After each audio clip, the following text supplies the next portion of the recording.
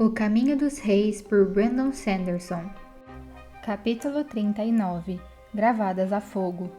Em um instante, Alisarve apareceu, cruzando uma distância que teria levado mais de 4 meses de viagem a pé.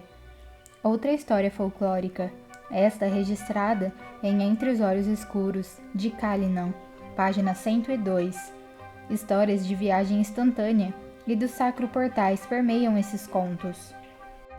A mão de Shallan voava sobre a prancheta de desenho, movendo-se como que por conta própria, com o carvão arranhando, esboçando, manchando.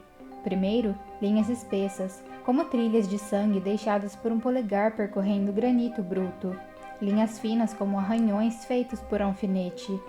Ela estava sentada na sua pequena câmara no conclave, sem janelas, sem ornamentação nas paredes de granito, só a cama, seu baú, a mesa de cabeceira e uma pequena escrivaninha que também servia como mesa de desenho.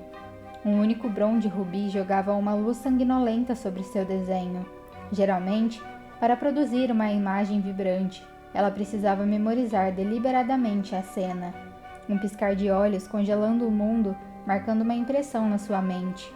Ela não fizera isso durante a aniquilação dos ladrões realizada por Jasnah. Estivera paralisada demais pelo horror ou pelo fascínio mórbido. Apesar disso, podia ver cada uma daquelas cenas na sua mente de modo tão vívido como se as houvesse memorizado deliberadamente. E essas memórias não desapareciam quando ela as desenhava. Não conseguia livrar sua mente delas. As mortes estavam gravadas a fogo. Ela se reclinou para trás, a mão trêmula. A imagem diante dela, uma representação exata em carvão do cenário noturno sufocante, do espaço estreito entre as paredes do beco, uma figura torturada feita de chamas, se elevando rumo ao céu. Naquele momento, sua face ainda continha sua forma, olhos sombrios arregalados e lábios abertos e queimando. A mão de Jasnah estava estendida na direção da figura, como se estivesse conjurando-a ou adorando-a. Shallan levou os dedos manchados de carvão ao peito, contemplando sua criação. Era mais de uma de dúzias de desenhos que fizera nos últimos dias. O homem transformado em chama, o outro congelado em cristal, os dois transmutados em fumaça. Ela só conseguia desenhar um dos dois inteiramente. Estivera voltada para o lado leste do beco. Seus desenhos da morte do quarto homem representavam fumaça acendendo a roupa já caída no chão. Sentia-se culpada por ser incapaz de registrar aquela morte e sentia-se estúpida pela culpa. A lógica não condenava Jasnah. Sim, a princesa colocara-se voluntariamente em perigo, mas isso não removia a responsabilidade daqueles que escolheram causar-lhe mal. As ações dos homens eram repreensíveis. Shallan passara os dias estudando livros de filosofia, e a maioria dos referenciais éticos exonerava a princesa. Mas Shallan estivera lá. Ela vira os homens morrerem, vira o terror em seus olhos e sentia-se péssima. Não teria havido outra maneira? Matar ou morrer. Essa era a filosofia da severidade. Ela exonerava Jasnah. Ações não eram más. A intenção podia ser má, e a intenção de Jasnah havia impedido os homens de ferir outras pessoas. Essa era a filosofia do propósito. Ela louvava Jasnah. A moralidade era distinta dos ideais dos homens. Ela existia completa em algum lugar para ser abordada, mas nunca inteiramente compreendida pelos mortais. A filosofia dos ideais, ela alegava que remover o mal era, em última instância, moral, e assim, ao destruir homens maus, Jasnah estava justificada. O objetivo devia ser pesado contra os métodos. Se a meta é digna, então os passos tomados são dignos, mesmo que alguns deles em si sejam repreensíveis. A filosofia da aspiração, ela, mais que qualquer outra, consideraria éticas as ações de Jasnah. Shallan puxou a folha da sua prancheta de desenho e jogou-a ao lado de outras espalhadas sobre a cama. Seus dedos se moveram novamente, agarrando o lápis de carvão, começando uma nova imagem na folha em branco presa na mesa, incapaz de escapar. Seu furto a incomodava tanto quanto os assassinatos. Ironicamente, a exigência de Jasnah de que Shallan estudasse filosofia moralista forçou-a a contemplar suas próprias terríveis ações. Ela fora a Kharbran para roubar o Fabrial, depois usá-lo para salvar seus irmãos e sua casa de grandes dívidas e da destruição. Mas no fim, não fora por isso que Shallan roubara o transmutador. Roubara porque estava com raiva de Jasnah. Se as intenções eram mais importantes do que a ação, então ela devia condenar a si mesma. Talvez a filosofia da aspiração, que declarava que os objetivos eram mais importantes do que as atitudes tomadas para obtê-los, concordasse com o que fizera, mas era a filosofia que considerava mais repreensível. Shallan estava ali sentada, desenhando, condenando Jasnah. Mas foi ela quem traiu uma mulher que confiara nela e a acolhera. Agora, estava planejando cometer heresia com o transmutador ao utilizá-lo, ainda que não fosse uma fervorosa. O transmutador estava em uma parte oculta do baú de Shallan, 3 dias, e Jasnah não dissera nada sobre o desaparecimento. Ela usava a cópia todos os dias, não disse nada, nem agiu de modo diferente. Talvez não houvesse tentado realizar uma transmutação, que o Todo-Poderoso não permitisse que ela saísse e se arriscasse novamente, esperando ser capaz de usar o Fabrial para matar homens que a atacassem.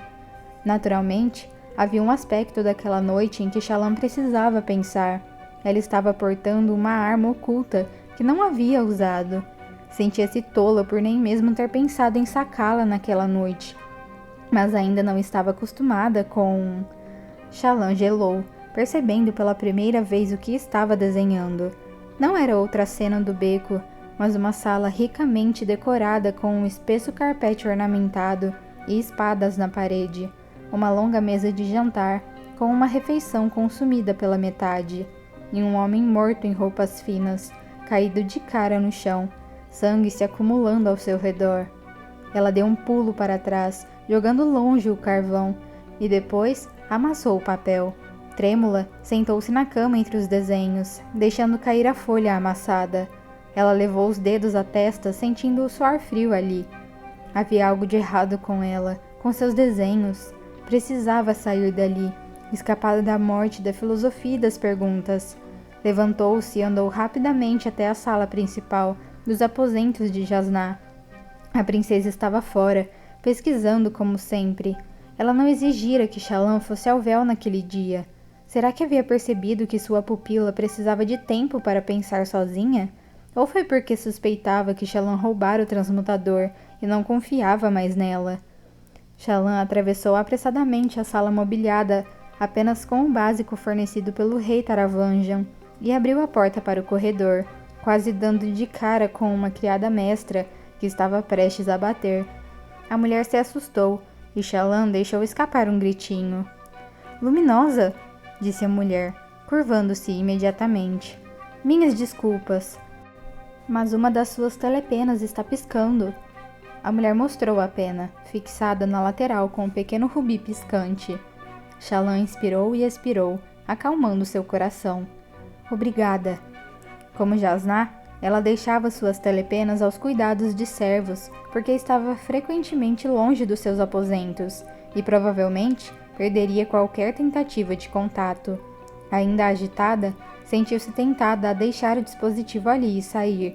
Contudo, ela precisava falar com seus irmãos. Nambalá, em particular, e ele estivera fora nas últimas vezes que tentara entrar em contato. Ela pegou a telepena e fechou a porta. Não queria voltar aos seus aposentos, com todos aqueles desenhos a acusando, mas havia uma mesa e uma prancheta de telepena na sala principal. Sentou-se ali, depois torceu o rubi. "Shallan?" A pena escreveu. "Você está confortável?"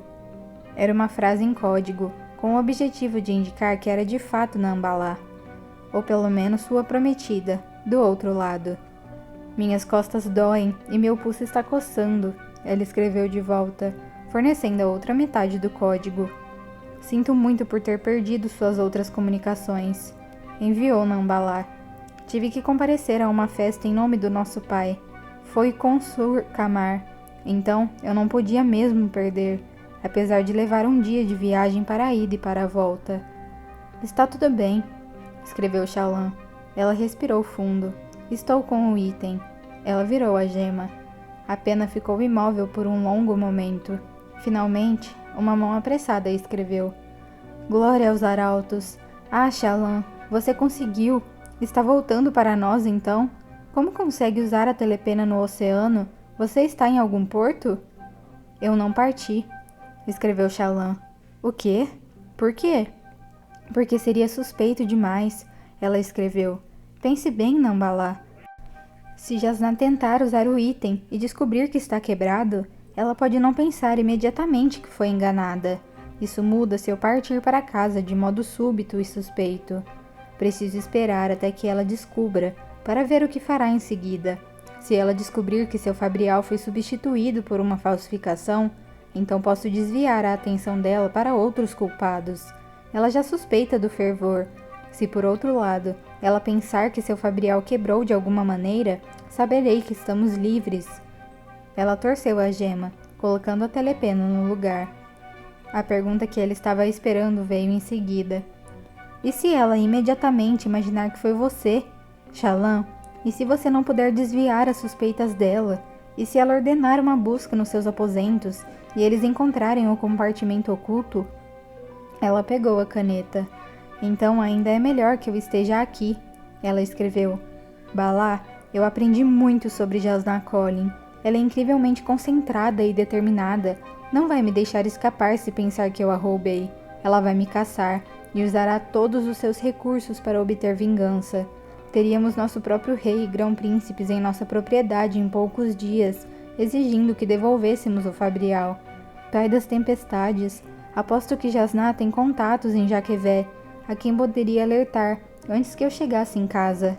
Estaria sob custódia no momento que pusesse os pés em terra seca. Nossa única esperança é desviar sua atenção. Se isso não funcionar, é melhor que eu esteja aqui e sofra sua fúria rapidamente. Provavelmente ela vai tomar o transmutador e me expulsar da sua presença. Mas se nós dermos trabalho e ela tiver que me caçar, ela pode ser muito impiedosa, Balá. As coisas não acabariam bem para nós. A resposta demorou a chegar. Quando foi que você ficou tão boa em lógica, pequena? Ele finalmente enviou. Vejo que você pensou em todos os detalhes. Pelo menos, melhor do que eu. Mas, Shallan, nosso tempo está acabando. Eu sei, ela escreveu. Você disse que conseguiria segurar a situação por mais alguns meses. Peço que faça isso. Dê-me pelo menos mais 2 ou 3 semanas para ver o que Jasnah faz. Além disso, enquanto eu estiver aqui, posso pesquisar como essa coisa funciona. Ainda não encontrei livros que deem pistas, mas há tantos aqui que talvez eu apenas não tenha encontrado o livro certo ainda. Muito bem, escreveu ele. Algumas semanas. Tome cuidado, pequena. Os homens que deram ao pai seu Fabrial fizeram outra visita. Eles perguntaram por você. Estou preocupado com eles, ainda mais do que com nossas fianças. Eles me perturbam profundamente. Adeus. Adeus, ela escreveu de volta. Até aquele momento, não havia indício de reação da parte da princesa. Ela nem mesmo havia mencionado o transmutador. Isso deixava Shallan nervosa. Queria que Jasnah simplesmente dissesse alguma coisa. A espera estava sendo excruciante. Todo dia, quando ela se sentava junto de Jasnah, seu estômago se contorcia de ansiedade, até ela ser tomada pela náusea. Pelo menos, considerando os assassinatos de alguns dias atrás, Shallan tinha uma excelente desculpa para parecer perturbada. Lógica fria e calma. A própria Jasnah ficaria orgulhosa. Soou uma batida na porta e Shallan rapidamente recolheu a conversa que teve com Nambalá e queimou-a na lareira. Uma criada do palácio entrou um momento depois, carregando uma cesta nos braços. Ela sorriu para Shallan. Estava na hora da limpeza diária. Shallan teve um estranho momento de pânico ao ver a mulher. Não era uma das criadas que conhecia. E se Jasnah houvesse mandado ela ou outra pessoa para revistar seus aposentos, será que já o revistara? Shallan assentiu para a mulher, e então, para aliviar suas preocupações, caminhou até seu quarto e fechou a porta. Ela se apressou até o baú e verificou o compartimento escondido. O Fabrial estava lá. Ela o levantou e inspecionou. Perceberia se Jasnah houvesse de algum modo refeito a troca? Você está sendo tola, ela disse a si mesma. Jasnah é discreta, mas não tão discreta.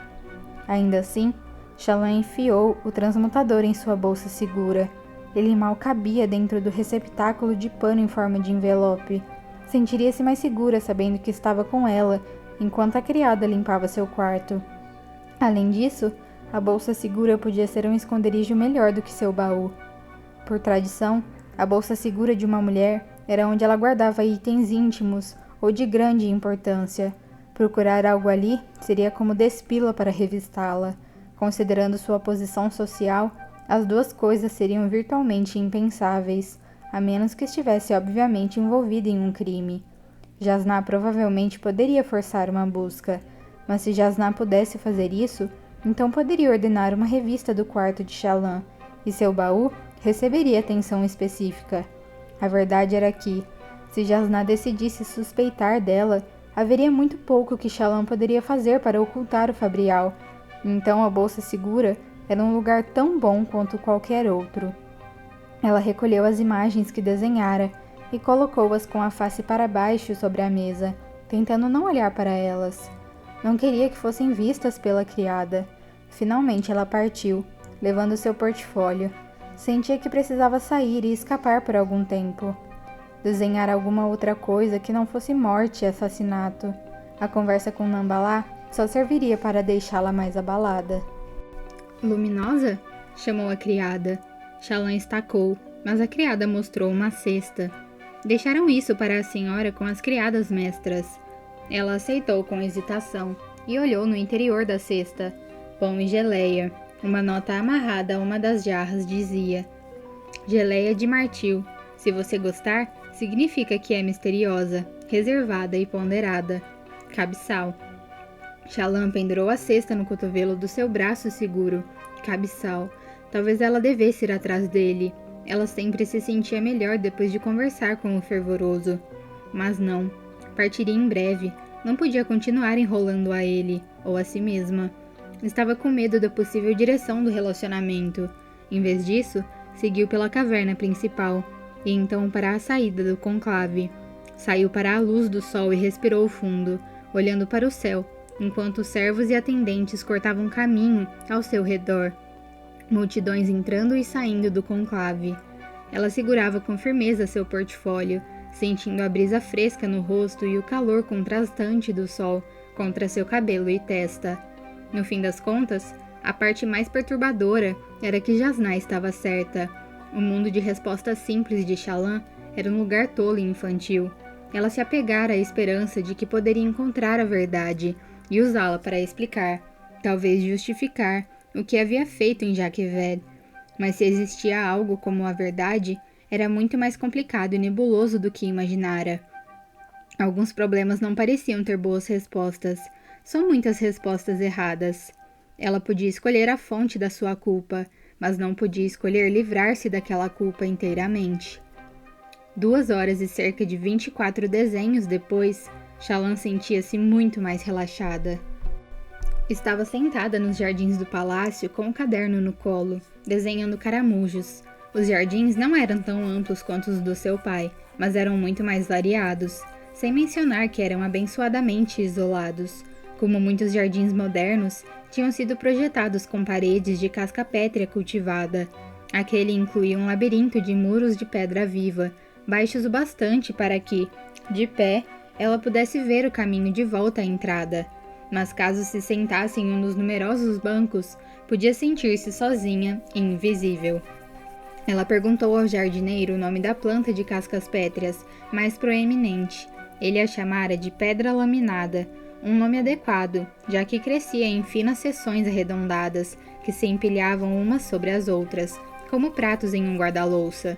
Vista de lado, parecia uma pedra erodida, com centenas de finas camadas expostas.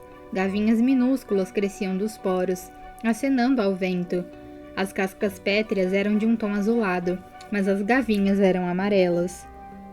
O tema do seu desenho atual era um caramujo com uma concha achatada e com pequenas nervuras. Quando ela batia na concha, ele se enfiava em uma fenda na casca pétrea, parecendo tornar-se parte da pedra laminada. Disfarçava-se perfeitamente. Quando ela deixou que se movesse, ele mordiscou a casca pétrea, mas não a mastigou.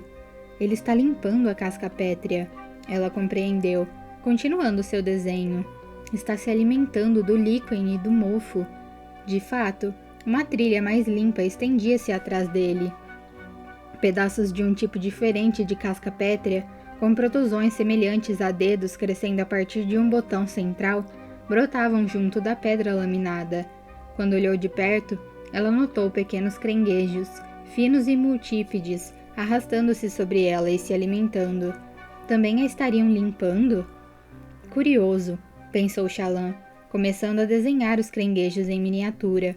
Eles tinham carapaças com o mesmo tom que os dedos da casca pétrea, enquanto a concha do caramujo era quase uma duplicata das colorações amarelas e azuladas da pedra laminada. Era como se eles houvessem sido projetados pelo Todo-Poderoso em pares, a planta dando segurança ao animal e o animal limpando a planta. Alguns esprenos de vida, manchas verdes e brilhantes, flutuavam ao redor dos montes de casca pétrea. Alguns dançavam entre as rachaduras na casca, outros flutuavam como partículas de poeira zigue-zagueando, só para cair novamente. Ela usou um lápis de carvão com ponta mais fina para escrever alguns pensamentos sobre o relacionamento entre os animais e as plantas. Não conhecia nenhum livro que falasse sobre relacionamentos do tipo. As eruditas pareciam preferir estudar animais maiores e dinâmicos, como grã-carapaça ou espinha branca, mas Shallan achou aquela descoberta bela e maravilhosa. Caramujos e plantas podem se ajudar mutuamente, mas eu estou traindo Jasnah. Ela olhou para sua mão segura e para a bolsa segura escondida ali. Sentia-se mais segura tendo o transmutador por perto. Ainda não ousara tentar usá-lo. Estava nervosa demais com o roubo e se preocupava em usar o objeto perto de Jasnah. Agora, contudo, ela estava em um recanto do labirinto, com apenas uma entrada levando a seu beco sem saída. Ela levantou-se casualmente, olhando ao redor. Não havia mais ninguém nos jardins, e ele estava longe o bastante da entrada, para que qualquer pessoa levasse alguns minutos para alcançá-la. Shallan sentou-se novamente, deixando de lado sua prancheta de desenho e o lápis. Melhor eu ver se eu consigo descobrir como usá-lo. Talvez não seja necessário continuar pesquisando no Palanel em busca de uma solução. Contanto que se levantasse e olhasse ao redor periodicamente, poderia se certificar de que não seria abordada ou vista por acidente. Ela pegou o dispositivo proibido que pesou na sua mão, sólido. Respirando fundo, ela envolveu as correntes ao redor dos dedos e pulso, as gemas contra o dorso da mão. O metal era frio e as correntes frouxas. Ela flexionou a mão, ajustando o fabrial. Antecipar uma sensação de poder, um formigamento na pele, talvez, ou um sentimento de força e potência, mas não houve nada. Ela tocou de leve as 3 gemas, colocara seu quartzo fumê na 3ª posição. Alguns outros fabriais, como telepenas, só funcionavam quando se tocava nas pedras. Mas tentar isso era bobagem, já que nunca vira Jasnah agir assim. A mulher simplesmente fechava os olhos e tocava em alguma coisa, realizando a transmutação do objeto. Fumaça, cristal e fogo eram os pontos fortes daquele transmutador. Só uma vez ela vira Jasnah criar outra coisa. Hesitante, Shallan pegou um pedaço de casca pétrea solta de uma das plantas, segurou-a na mão livre, então fechou os olhos. Torne-se fumaça, ela comandou, e nada aconteceu. Torne-se cristal, ordenou dessa vez. Ela abriu um olho, não houve mudança. Fogo, queime, você é fogo, você... Ela fez uma pausa, percebendo a estupidez daquilo. Uma mão misteriosamente queimada. Não, isso não seria nem um pouco suspeito. Em vez disso, ela se concentrou no cristal. Fechou os olhos novamente, mantendo a imagem de um pedaço de quartzo em mente. Ela tentou forçar a casca pétrea a mudar. Nada aconteceu. Então, ela só tentou se concentrar, imaginando a transformação da casca pétrea. Depois de alguns minutos de fracasso, tentou fazer a bolsa segura se transformar. Depois o banco, então o fio de cabelo. E nada funcionou. Shallan verificou para ter certeza de que estava ainda sozinha. Depois sentou-se frustrada. Nambalá havia perguntado a Luesh como os dispositivos funcionavam. E ele dissera que era mais fácil mostrar do que explicar. Prometera dar a eles respostas, caso Shallan efetivamente conseguisse roubar o dispositivo de Jasnah. Agora ele estava morto.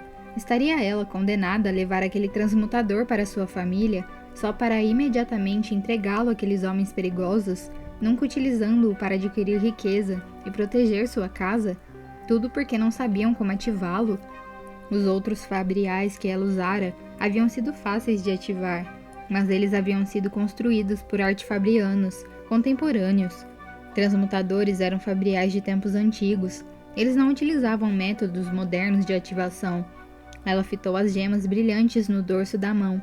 Como poderia descobrir o método de usar uma ferramenta com milhares de anos de idade, proibida a todos, exceto aos fervorosos? Escondeu novamente o transmutador na sua bolsa segura. Aparentemente, teria que voltar à pesquisa no Palanel, ou então perguntar a Cabeçal. Mas será que ela conseguiria perguntar sem parecer suspeita? Tirou da cesta o pão e a geleia, comendo e pensando distraidamente. Se Cabeçal não soubesse, e se ela não conseguisse descobrir as respostas antes de deixar Kharbran, haveria outras opções?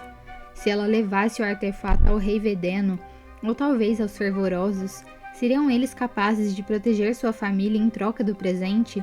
Afinal, ela não poderia realmente ser culpada por roubar de uma herege, e contanto que Jasnah não soubesse com quem estava o transmutador, eles estariam em segurança. Por algum motivo, isso fez com que ela se sentisse ainda pior.